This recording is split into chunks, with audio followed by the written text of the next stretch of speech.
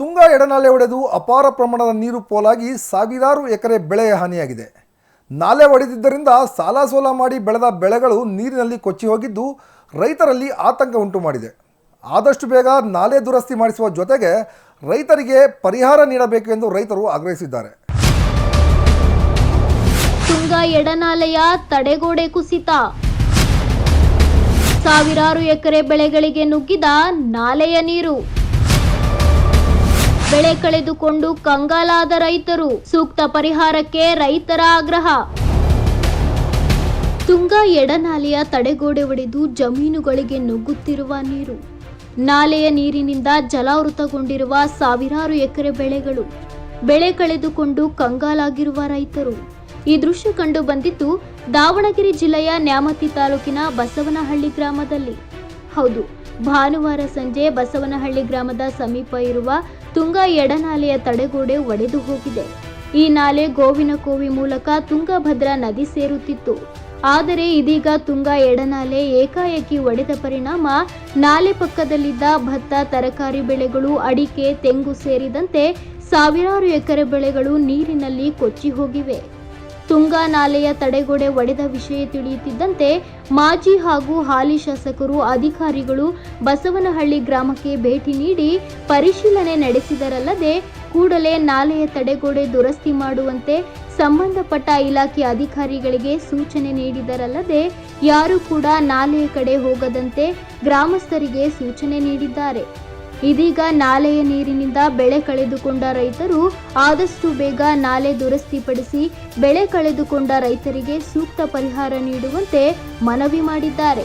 ಈಗ ಬಸವನಹಳ್ಳಿ ಗ್ರಾಮದಲ್ಲಿ 1000 ಎಕರೆ ಜಮೀನಲ್ಲಿ ಭತ್ತ, ಅಡಿಕೆ, ತೆಂಗು ಮತ್ತು ತರಕಾರಿ ಬೆಳೆಗಳು ಮತ್ತು ಮೆಕ್ಕೆಜೋಳ, ಹತ್ತಿ ಈ ರೀತಿ ಬೆಳೆಗಳ ಮೇಲೆ ಹಾದು ಹೋಗ್ತಾ ಇದೆ. ಇದಾದ ನಂತರ ಇದು ಗೋನ್ಕೆವಿ ಹಳ್ಳಕ್ಕೆ ಸೇರ್ಕೊಂಡು ಅದಾದ ನಂತರ ಒಳಗೆ ತುಂಗಭದ್ರಾ ನದಿಗೆ ಸೇರ್ಕೊಳ್ತದೆ.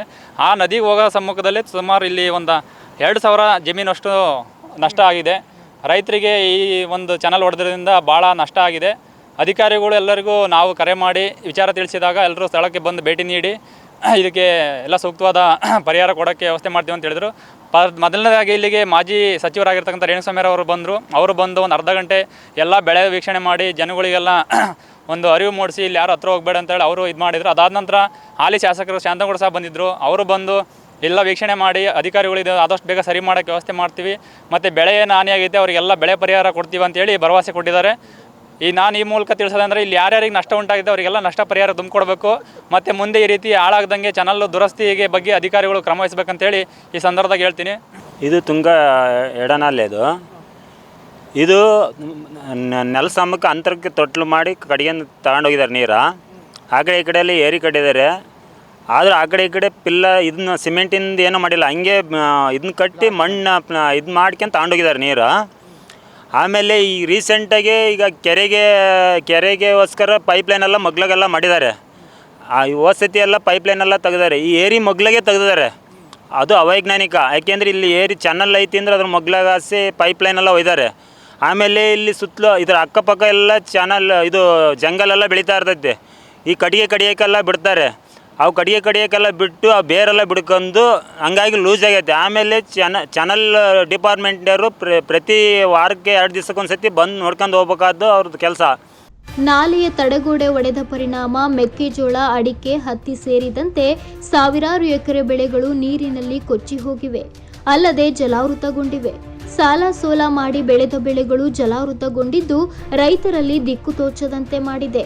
ನಾಲೆಯ ದುರಸ್ತಿಯ ಜೊತೆಗೆ ನಾಲೆಯ ಹೂಳು ತೆಗೆಯದೇ ಇರುವುದೇ ನಾಲೆ ಕೊಚ್ಚಿ ಹೋಗಲು ಕಾರಣ.